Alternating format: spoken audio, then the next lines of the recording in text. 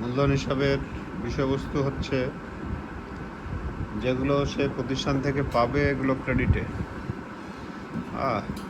মূলধন হিসাবে বিষয়বস্তু যেগুলো পাবে সেগুলো হচ্ছে ক্রেডিটে, আর যেগুলো সে তুলে নিয়ে গেছে সেগুলো হচ্ছে ডেবিটে। তো প্রথমে মূলধন 3জন পার্টনার দিছিল 90,000, 80,000, 80,000। লাভ ক্ষতি আবন্টন হিসাব লিখে তার নিচে মূলধনের সুদ আর মুনাফার অংশ লেখা হলো। লাভ লোকসান লাভ লোকসান বন্টন হিসাব কথাটা লেখা হচ্ছে এই কারণে যে তোমার লাভ লোকসান বন্টন হিসাব লেখা হচ্ছে এই কারণে যে তোমার এই ডাটাগুলো লাভ লোকসান বন্টন হিসাব থেকে আসলো, এই জন্য এই কথাটা লাভ লোকসান আবন্টন হিসাব লেখা হচ্ছে। এবং এগুলো সঠিকভাবে না লিখলে নম্বর কাটা যায়। কেউ মনে করো ডাইরেক্ট মূলধনের সুদ লিখে দিল, ডাইরেক্ট কেউ মূলধনের সুদ লিখে দিল, তাহলেই তখন নম্বর কাটা যাবে। উপরে লিখতে হবে লাভ লোকসান আবন্টন হিসাব, এবং তারিখটা দেখো 31শে ডিসেম্বর উল্লেখ আছে না? 31 ডিসেম্বর উল্লেখ করতে হবে। লাভ লোকসান আবন্টন দিয়ে ওখান থেকে মূলধনের সুদ পাচ্ছে আর মুনাফার অংশ পাচ্ছে। এটা লাভ ক্ষতি আবন্টন থেকে আসলো। যেগুলো পাবে সেগুলো যাচ্ছে ক্রেডিট দিকে, অন্যদিকে যেগুলো তুলে নিয়ে গেছে বা তাকে দিতে হবে সেগুলো হবে ডেবিটে। মূলধন থেকে উত্তোলন বাদ দাও না সবসময়। তাহলে মূলধন যেদিকে যাবে উত্তোলন কি সেদিকে যাবে? অপোজিট সাইডে। এই হিসাবে উত্তোলন হিসাব দিয়ে দেখো 2 জনের উত্তোলন আছে, এটা উল্লেখ আছে। উত্তোলনের সুদ আছে, এটা দিতে হবে, এবং একজনের পণ্য উত্তোলন আছে।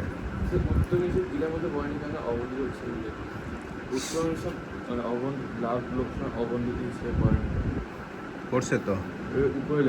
হ্যাঁ, কারণ উত্তোলনের সুদটা কোথা থেকে আসলো? উত্তোলনের সুদ লাভ লোকসান আবন্টন হিসাব থেকে আসলো না? লাভ লোকসান আবন্টনের ক্রেডিটে লেখা ছিল না? ছাড়া এগুলো নিয়ে ফারান, না এগুলো নিয়ে তোমার চিন্তার কোনো কারণ নাই। এগুলো খুবই সাধারণ ছোট। না তুমি এদিকে শোনো, এগুলো সাধারণ জিনিস, এগুলো নিয়ে এত চিন্তা করার কোনো কিছু নাই। এখন তাহলে যেগুলো প্রতিষ্ঠান থেকে তার নেগেটিভ দিক যেগুলো দিতে হচ্ছে সেগুলো ডেবিটে। মূলধনের থেকে কিছু টাকা উত্তোলন করে ফেলছে, তাহলে কি মূলধনের সাথে যোগ হয় কোনো দিন? এই জন্য বিপরীতে আসলো, উত্তোলন দিয়ে লিখলাম। উত্তোলনের সুদ তাকে দিতে হবে, পণ্য উত্তোলন সে করেছে, এগুলো তার নেগেটিভ দিক না? এগুলো আসতেছে ডেবিটে। তারপর খতিয়ানের নিয়ম অনুযায়ী ব্যালেন্স বের করা হচ্ছে। সবসময় খেয়াল রাখবা, যে কোনো অ্যাকাউন্টের বেশি দিক যোগ করা হয়। বেশি দিকের যোগফল কত? প্রত্যেকের ঘরে আছে না? ওই যোগফলই সোজাসুজি বিপরীতে নিয়ে আসা হলো। কারণ দেখো এগুলো শোনা, ফারান এগুলো নিয়ে গুরুত্ব দিবা না। এখানে শোনা, ক্রেডিট সাইডের যোগফল থেকে ডেবিটের সব কিছু বাদ দিয়ে ব্যালেন্স সিডি যেদিন হলো তার বিপরীত দিকে দিন নিয়ে এসে ব্যালেন্স বিডি হবে।